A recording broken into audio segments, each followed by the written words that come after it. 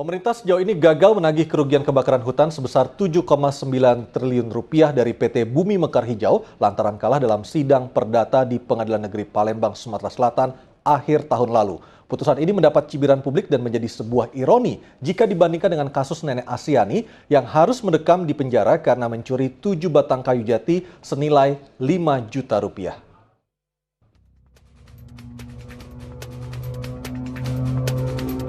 Tentu kita masih ingat apa yang terjadi pada Nenek Asyani. Dia harus menangis bersimpuh meminta keadilan dari para wakil Tuhan di pengadilan. Nenek Asyani didakwa mencuri beberapa batang kayu di lahan PT Perhutani. Atas tuduhan ini, Nenek Asyani sempat merasakan dinginnya ruang tahanan. Meski akhirnya Nenek Asyani bebas, namun anggapan orang tentang hukum di Indonesia bagai mata pisau, tumpul ke atas, tajam ke bawah, ada benarnya. Betapa tidak, seminggu lalu, rasa keadilan masyarakat kembali tercabik-cabik oleh putusan Pengadilan Negeri Palembang, Sumatera Selatan. Majelis Hakim yang dipimpin Parlas Nababan menolak gugatan pemerintah terhadap PT Bumi Mekar Hijau sebesar 7,9 triliun rupiah. PT BMH dianggap lalai dalam menjaga lahan konsesinya sehingga lahannya seluas 20.000 hektar terbakar sia-sia. Alasan Hakim menolak gugatan pemerintah karena PT BMH tidak terbukti membakar hutan, lagi pula hutan yang terbakar masih bisa ditanami lagi. Alasan inilah yang kemudian memicu amarah masyarakat yang akhirnya menafsirkan hukum hanya tajam ke bawah. Hanya kepada orang-orang miskin tak berdaya seperti Nenek Asyani.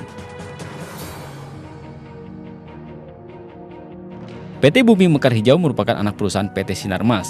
PT BMH adalah perusahaan pengelola kawasan hutan tanaman industri untuk bahan baku kertas di Ogan Komering Ilir, Sumatera Selatan. Tim Liputan Anyus TV memberitakan.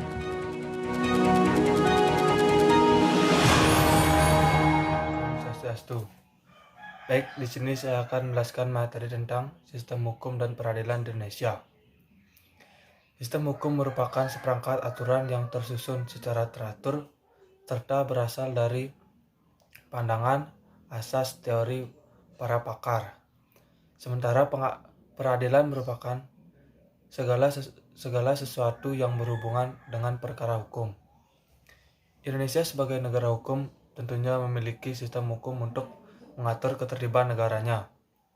Ketentuan Indonesia sebagai negara hukum tertulis dalam Pasal 1 Ayat 3 Undang-Undang Republik Indonesia tahun 1945.